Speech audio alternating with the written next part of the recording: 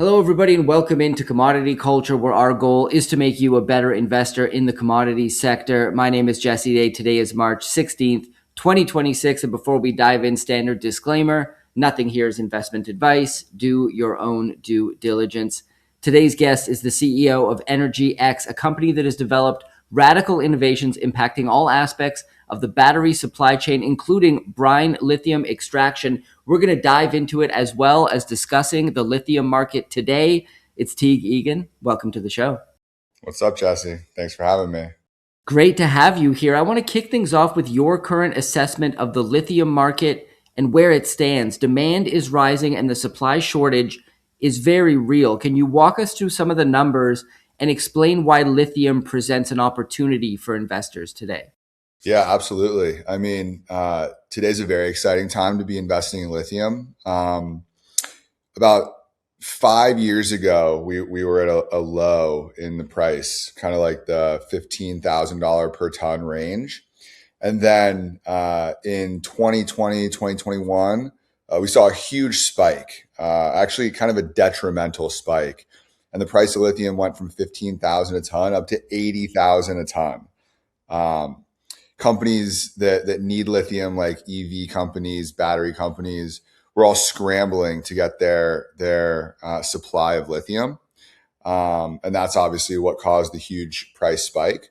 And then when they got all of that, the price crashed. And in 2023, 2024, even as recent as 2025, the price went down to like $10,000 a ton. But now that lack of supply is happening again. So we're seeing the price start to come up, and that's always when you want to look at potential investments. Like the price hit the bottom, and now it's coming up, and it just passed $20,000 a ton. We, as a lithium company, want it to be somewhere in that $20,000 to $30,000 a ton. But that's a really good price when you're thinking about the growth of the commodity. If you're investing like into lithium as a commodity, of course, then you want the price of lithium to continue to rise. But for us, in terms of the growth of the demand, today lithium is at about 1.2 million tons per year sold. And all the projections have it going over 3 million tons by 2030 and over 5 million tons by 2040. So we see this huge increase in the actual demand and supply of the commodity. And that's what we're betting on as a company, that we see that growth in lithium for the use in batteries, for the growth of electric vehicles, for the growth of energy storage systems. So that's kind of how we're playing the game right now. Well, I want to talk about some of the constraints on the supply side that have emerged recently. In February this year, the government in Zimbabwe enacted a sweeping immediate ban on the export of all raw materials and lithium concentrates. In addition, China has moved the power to grant lithium permits from local provinces to Beijing, creating a backlog and idling some mines, including the Jianshawo mine in Jiangxi, which accounts for 3% of global lithium supply. How much of an impact do you think these events will have? And do you expect more of these supply bottlenecks coming from different jurisdictions around the world up ahead?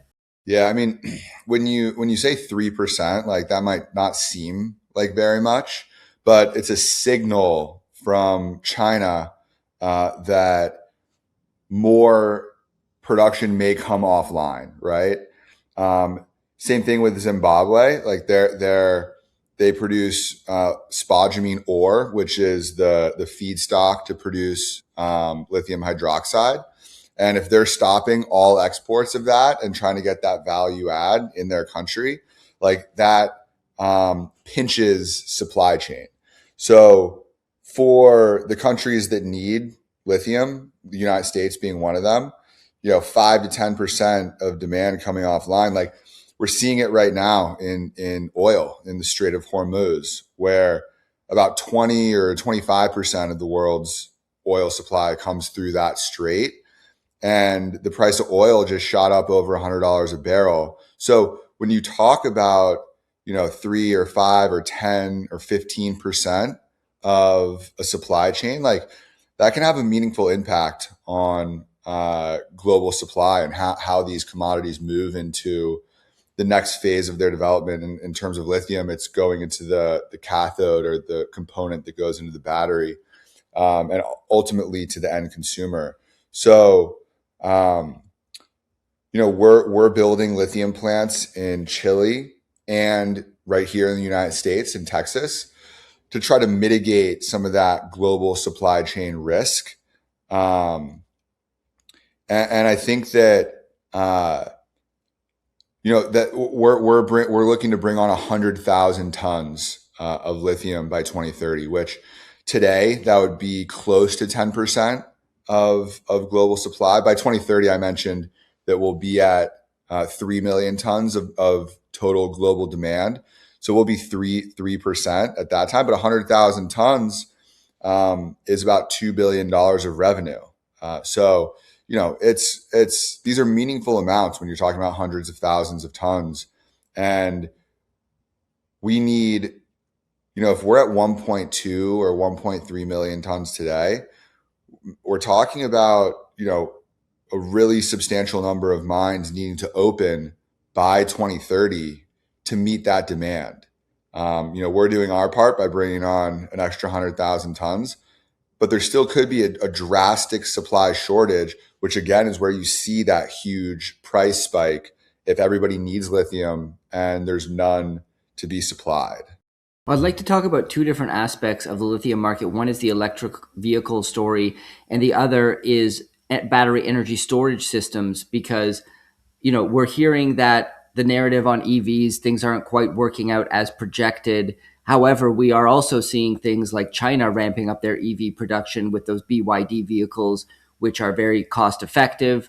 And then we're also seeing the fact that some estimates are placing installation growth of battery energy storage systems up by 40 to 50% this year. Now, notably, these systems use almost exclusively lithium iron phosphate. So I'd love to get your thoughts on both. How do you see the trajectory of the EV market and that impacting demand, and also battery energy storage systems? Yeah. Well, look, Jesse, you said it yourself. Energy storage systems, which are like these big utility scale battery backups, and what data centers need to ensure that they don't have lapses in power, are up 40%, and that is massive. That's like adding an extra million tons of lithium demand to the industry, and we're only going to start to see that increase. Data centers are like one application of energy storage systems, but there's heavy industry, there's commercial, there's industrial, there's even residential, like people putting these power packs or home batteries in their houses, which help mitigate some of those spikes during the daytime of high energy. And man, my energy bill for the past couple months was much higher than usual, right? And a battery can help even that out. In terms of the EV story, honestly, I think that's a huge misnomer that it hasn't necessarily met projections. I think that it's natural human instinct when something comes and is new to think it's just gonna like every electric vehicle or every vehicle on the road by 2030 is going to be an EV. It's easy to say that in 2020 when like Tesla is booming and all the other car companies like General Motors and Ford, and that's just US. But even in Europe, like Volkswagen and BMW, every car by 2035 is going to be electric. Like that's an unrealistic expectation. The facts, though, are that electric vehicles have increased substantially every year, and in 2012 or 2015, the total number of EVs on the road globally was like 100,000. Last year in 2025, 20 million new electric vehicles. So, and each year it's gone, not 1 million, 2 million, 3 million, but like the growth has been well, 300,000 in 2016 and then 600,000, and like it can't double every, it can't go from 300 to 600 to 1.2 to 2.4. You can't double every year, right? Like at some point, the CAGR, the compound annual growth rate, has to come down. And now we're seeing, you know, 15 or 10% increase. But if you're at 20 million, a 10% increase is now 22 million, right? And then, and then the next year it's 24.2 million. So we're seeing that growth in electric vehicles, and adding 2 million new electric vehicles is a lot, right? But it's especially happening in China. And you can go online and watch some of these interviews from the CEO of Ford, Bill Farley, and he's scared for the future of Ford because these Chinese EV companies like Xiaomi and BYD are just kicking our butt. And again, the fact of the matter is that electric vehicles are better cars than ICE, not the other ICE, but the internal combustion engine cars. They're faster, top end speed. They have faster pickup, and now BYD just announced that they have cars that can go 1,000 kilometers and charge in 7 minutes, faster than a gas station. So the technology is innovating and growing so much faster. And I mean, we see it with Tesla. Like Tesla cars are better. Like there's less parts, which means that they break down a lot less, which means your maintenance and repair cost is substantially lower. Like I got my Tesla in 2013 and I've had to bring it in like one time in 13 years. Like, there's, I don't know the exact number of fewer parts, but there's far less parts because you don't have this like super sophisticated complex engine, right? It's just a battery and a motor. So China is building BYD is building a factory to produce millions, 5-10 million EVs a year. That's bigger than the city of San Francisco. Mexico already has BYD cars. Canada just announced they're importing BYD cars. Like the US is getting left behind. And if these companies and we're so cyclical with administration to administration, like under Biden, it was like, all gung ho, like EV transformation. And now under Trump, it's like Ford writes off their whole EV investment. GM is, slowing it down. That's the wrong move. That is the absolute wrong move. And we're going to be sitting here in 4 years and China, we're talking about how China beats us in everything, beats us in critical minerals. They're going to be beating our ass in auto. And if we don't innovate and continue to invest in the future, which is EV, we're going to be sitting here with our horses and carriages, and it's going to be pathetic. So I don't think that that's going to happen. I think that in 3 years, we're going to be back to like major investment, and maybe we lost a little bit of time.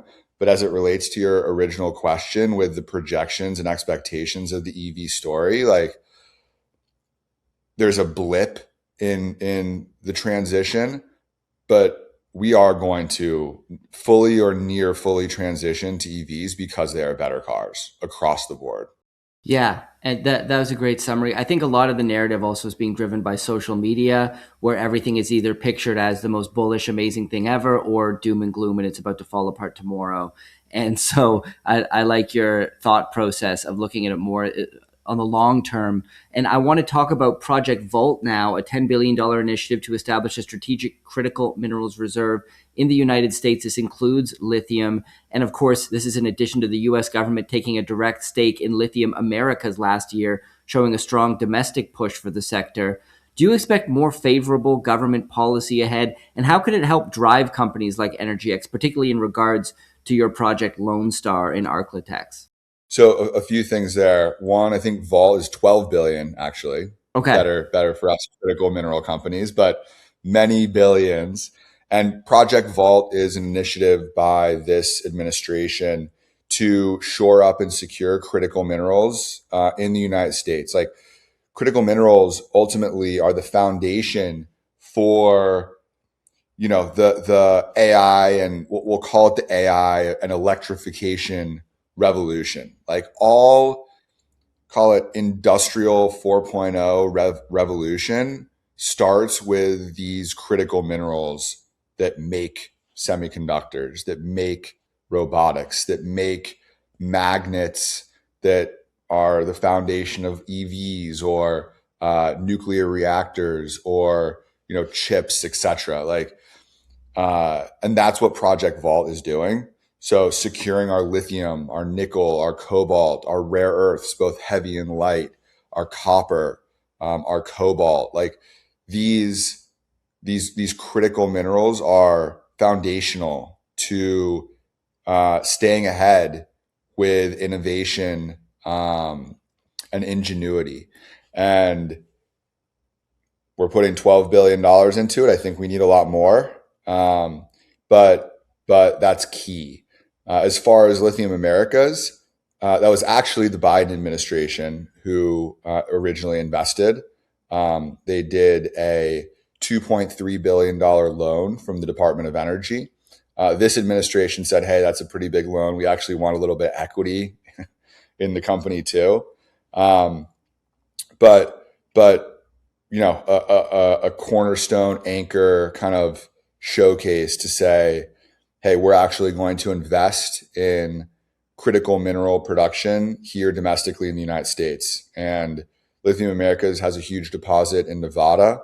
While I think that project has pretty high costs in terms of the capex and opex. I actually don't think that.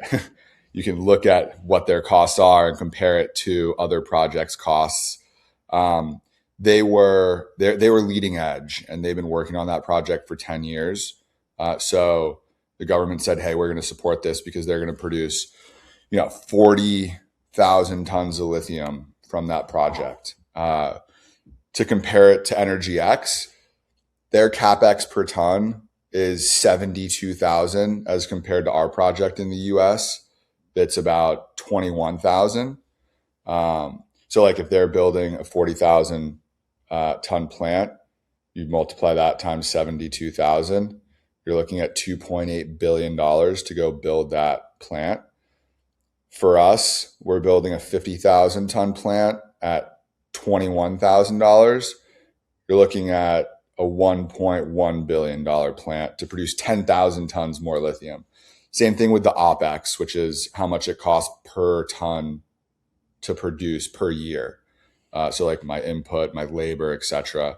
They're at about 6,000 and change. I can't remember the exact number per ton. We're at about $3,500 per ton. So if the price of lithium is high, sure, everybody makes money. It doesn't matter. When the price of lithium comes down to like what we just saw, a few years ago, 2 years ago, and it was $8, $9, $10,000 per ton, their plant needs to shut down and go on care and maintenance because they're losing money because their OPEX is, 6,000, 7,000, and then you have to amortize that CapEx. Whereas we can still stay alive because we're still profitable. So the economics of projects obviously really matter, especially when it's a commodity. You want to be on the bottom of the cost curve in terms of how much it costs to make the commodity that you're selling, because those prices do fluctuate. And but overall, Project Vault, super positive thing for America and our industry. And I'm excited to see how they deploy some of that money. Well, let's pivot to discussing how EnergyX fits into this whole picture. Why don't you start by giving us an overview of the company? I started EnergyX back in 2018. Been at it for 7, 8 years now, and it's been a fun ride. We started with developing what's now known as direct lithium extraction technology, or DLE is the acronym. And that is the concept of replacing these big evaporation ponds, these big like saltwater ponds. If you ever flown in San Francisco, you see these huge salt ponds. There's salt in water, obviously. Ocean water is about 3.5% salinity. The brines that we get the lithium from can be as high as 30% salinity. Think like the Dead Sea. It's so salty you float in it. But the salt that makes up that percentage is a mixture of all these minerals. Or the Great Salt Lake, for instance, is like 8 or 9% salt. And that's, everything from your table salt, sodium chloride, to potassium chloride, which is fertilizer, very important for growing food, to magnesium, there's sulfates, and lithium. Lithium is a salt, as a lithium chloride or lithium carbonate, lithium hydroxide. And what we do is we said these evaporation ponds are a really inefficient way to extract lithium, because it takes 18 months. You're literally using natural sunlight to evaporate water, and it goes through a series of ponds. They only recover 30 to 40% of the original lithium that's there, because you lose some to it co-precipitating, etc. We said, get rid of all that. Let's build like a chemical refinery plant and extract it using 21st century technology, like membranes that you have under your sink, or solvent extraction, or adsorption, like you put it through a column and we have beads that absorb the lithium. So we spent 4 years developing that technology and looking to license it to companies that have these existing salt ponds. We thought that would be a smart way to go about it. And then none of them wanted our technology. And we're, sitting there kind of scratching our heads. And then we realized like, oh, of course they don't want to adapt new technology that potentially threatens their business. And two, they've already spent billions of dollars on these huge evaporation ponds that are, 10 square miles, like the size of New York City, hundreds of football fields, and it's expensive to go. I talked about numbers earlier, like building $1 billion plant, like that's a big investment decision. Ultimately, what ended up happening was it forced us to vertically integrate, because we couldn't keep beating a dead horse and putting the future existence of our company into hoping to get a technology license from, a small handful of groups that were otherwise pretty resistant. So we had to go acquire our own lithium resources and vertically integrate to control our own destiny. So in 2023, we acquired our first lithium resource in Chile. In Chile, there's this area known as the Lithium Triangle. It's northern Chile, northern Argentina, and southern Bolivia in the high Andean mountain range. And you typically see these like desert salars in high mountain ranges like the Great Salt Lake in Utah. That's at height. Better evaporation through the natural formation of these big mountain ranges. Lithium salt flats have formed. But we acquired 100,000 acres in Chile in 2023, a great lithium resource, and started developing that project using our own in-house proprietary technology. Then in 2024/2025, our board decided that it would be prudent to have a resource in the United States to mitigate some of that foreign country risk. While Chile is, a first world country and a partner to the U.S., there still is some risk in terms of permitting and things like that. And, we wanted a project domestically. So we've accumulated 50,000 acres of lithium deposits in the Smackover Formation, which is between Texas and Arkansas.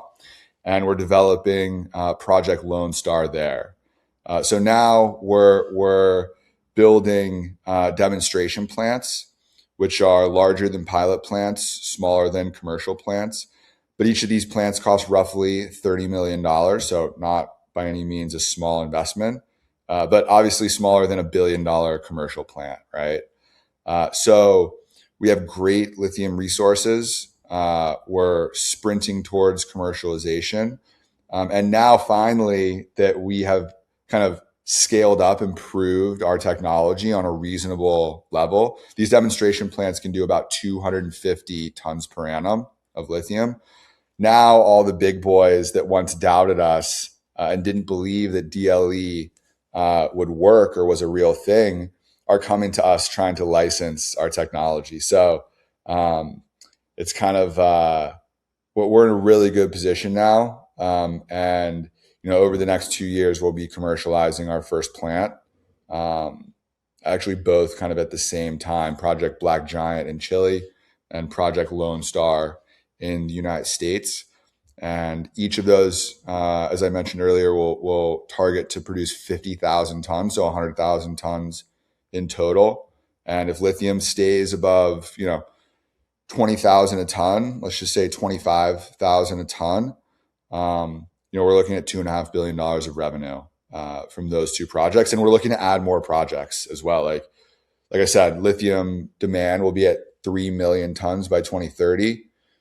We want to produce as much of that as possible. So we have a nice pipeline of discussions we're in to acquire more resources, both in North and South America. And we also are looking at additional critical minerals that are relevant for the energy transition. So other critical minerals for the battery supply chain, as well as critical minerals for the nuclear material supply chain. I believe that nuclear is going to be the biggest source of power generation over the next 20, 40, 50 years. And similar to, EVs or energy storage systems that require batteries, that require these critical minerals, nuclear reactors have a comparable necessity for critical minerals, whether it's uranium. Actually, lithium is necessary in certain types of nuclear reactors, thorium, as well as a handful of others. So that's EnergyX in a nutshell. Great summary. And you're preaching to the choir on nuclear. I'm extraordinarily bullish on the future of that sector as well. Let's talk about the team behind the company and how you plan to leverage their expertise. Let's start with your own background and why you're the right CEO to take the helm at EnergyX. I think that our team is incredible. And the way that I judge a leader, including myself, is predominantly two things. One is the vision. Like, is this person visionary in terms of making long-term bets that prove to be accurate for the most part? And I think that, the insight of, hey, lithium demand is going to skyrocket over the next 20 to 40 years was accurate. Like, in 2018, when I started the company, the total demand of lithium was 300,000, and today we're at 1.2, 1.3 million, and projections have so you're looking at a 10x in 10 years or 12 years, right? So, which has exceeded even my expectations. So then, like you just said, with you're bullish on nuclear, like, well, so am I, right? So I see uranium being a critical mineral that will have the same type of demand curve as lithium did now 8 years ago. So as the CEO of the company, like, yeah, we could just stay a lithium company, but like, I'm trying to grow EnergyX into $100 billion company, and that won't happen just by being in lithium. So what is my 10-year master plan? Like, what are these growth areas? How can we enter into other critical minerals while being laser focused on developing and commercializing our first lithium plant? So what kind of vision does a leader of a company have, right? And ultimately that correlates into the belief in your team to stand behind you and help you execute on the vision, right? Second is building that team. right? There's not a single story in history of a one man show who does it all, right? And being able to build a team that has the expertise that you need to execute on that vision, and B, kind of can make decisions with the same type of accuracy, or at least if they're making the decision that you would make 90 or 95% of the time, then you've built a really good team. And with EnergyX, as it pertains to lithium, we have a group of some of the foremost world experts. Like our president of lithium came to us from SQM, which is the biggest lithium producer in the world, from brine-based resources. Worked there for 28 years, led a team of 1,700 people, and was there before they were a lithium company, and then turned them into the biggest lithium producer in the world. Like, having somebody like that on the team is invaluable. Like we probably wouldn't be in business today if this person wasn't on the team. So being able to bring him onto the team and having him believe that in my vision and that I'm the right leader is the sign of being a good leader. Our chief technology officer comes to us from Rio Tinto, which is either the number one or number two largest mining company in the world. They do copper, they do iron ore. They've recently become the biggest lithium resource holder, hoping to pass SQM in terms of production. And he was the first author on the first patent that Rio Tinto ever filed for lithium. So he has 4 degrees. Like, this guy's an absolute genius when it comes to developing the actual technology and the processes that we're using that are replacing the evaporation ponds, which our guy from SQM had, into what is 21st century breakthrough technology. Then we have, a whole list. I could go on and on about the qualities of our team, but being able to lead and leading from the front, like, being on the site, being in the detailed engineering meetings, like, it's being able to execute and doing what you said you were going to do, not only for your team, but also for your investors, is what makes a good leader a good leader. And I think that second to that is being a founder leader is incredibly important. Like, nobody cares more about this company than me. This is like my baby, and I also have the most to gain, right? Like, I'm also still the largest shareholder, right? So my future depends on this company, as opposed to, a CEO that has been a lifetime CEO and can probably go get another CEO role after this, or, has the experience, right? And you see that with the biggest companies in the world. They're essentially all founder-led companies. All those founders relatively had zero experience in whatever it was before they started doing that thing, whether it's Jensen from NVIDIA, who worked at Denny's before he started NVIDIA, or Zuck, who was a college kid, or Elon, like what makes Elon an astrophysicist, right? But they all are founder-led companies, and they're able to take risks. They're able to, they obviously all work their ass off, and they all have executed continuously. Bezos, all these companies executed. So the day that I stop executing on the vision, or the day that the vision isn't a good vision anymore, is the day that I won't be the best leader for the company. But we've made it this far, and I think that we're on track to be I think the first true large scale commercial direct lithium extraction producer in the world. And I think that through this energy transition, I was looking at some ridiculous numbers from the IEA on how much investment needs to go in to like be carbon free by 2050. It's like trillions and trillions of dollars. But within that, we will see multiple $100 billion market cap companies be created from the opportunity of the energy transition.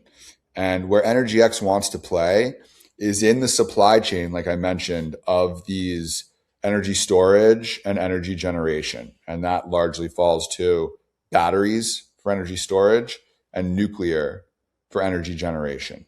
And we will produce the raw materials and maybe some of the refined materials that help power those two categories. And within that, there is $100 or multi-$100 billion market cap opportunity for EnergyX. So we're marching towards that, and it just comes with execution and commercialization. And I hope to be talking to you in 2 years. Well, we've already built our demonstration plant that's producing lithium, but in 2 years, I hope to be talking to you when we have our first commercial lithium plant. So, yeah. Well, I'm definitely looking forward to that day as well. In a couple of years' time, we'll have to follow up. I would like to dive into the main catalysts, news flow that's coming up for the company that shareholders can look forward to and that you expect to drive performance for EnergyX for the rest of 2026 and into next year. At EnergyX, like we just keep crossing milestones. That's how we've raised money. That's how, I continue to inspire the team and investors. And the next big milestone is commissioning our 250-ton demonstration plant in Texas, which is actually happening this month. We've actually hot commissioned it already, but we're throwing our big unveiling of our demonstration plant on March 26th. And the event is called Get Lit at Lonestar. Lonestar, of course, being the name of our project up there, and Get Lit actually being the name of our DLE technology platform. That might not be what you were thinking, but Get Lit actually stands for Get Lithium. And this is going to be an awesome event. We have hundreds. I think we have 500 people coming, but we're also live streaming the event. I wanted to make it kind of like one of these awesome Tesla events where they do AI day or robotics day or battery day.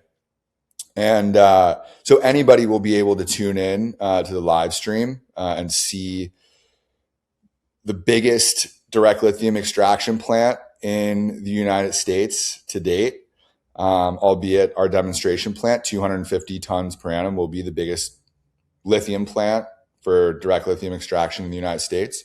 So that's like the next huge milestone for us and a catalyst. Then after that, I have a lot more exciting stuff, but I can't tell you yet.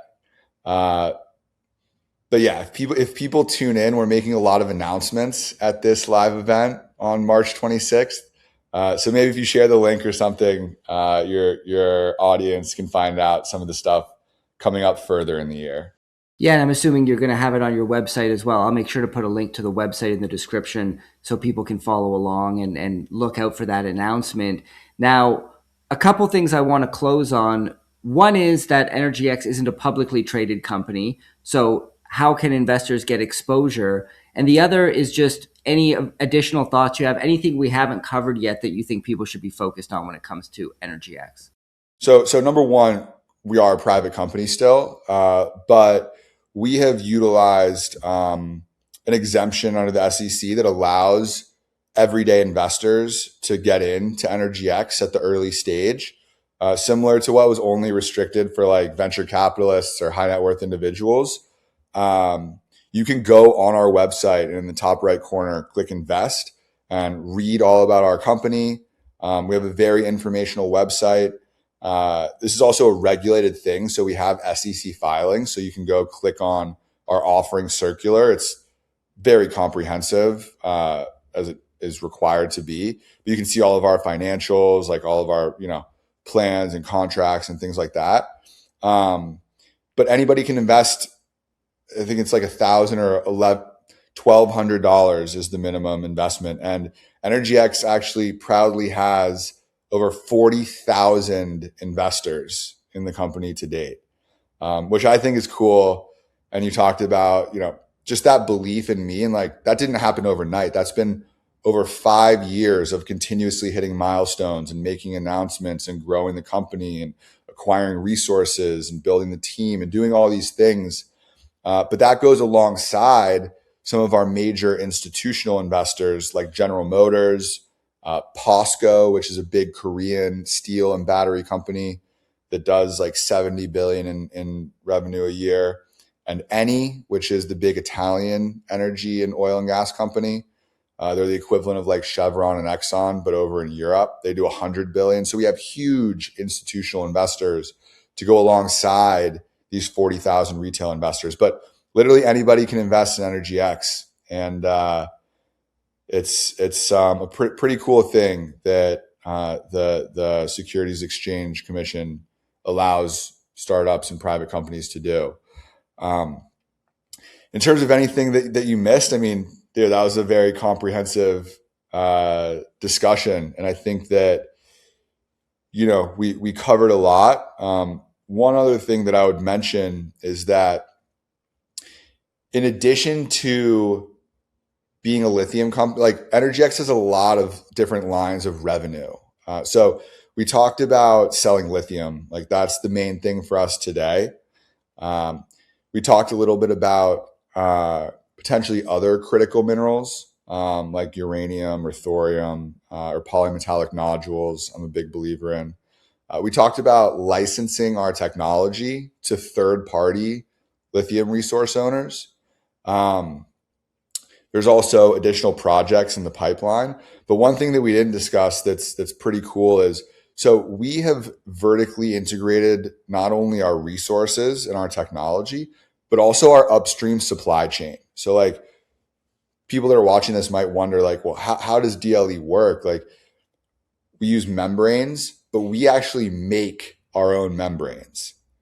So, or adsorption. So like you have a huge column that's filled with these beads or resin that absorbs the lithium and then lets everything else pass by.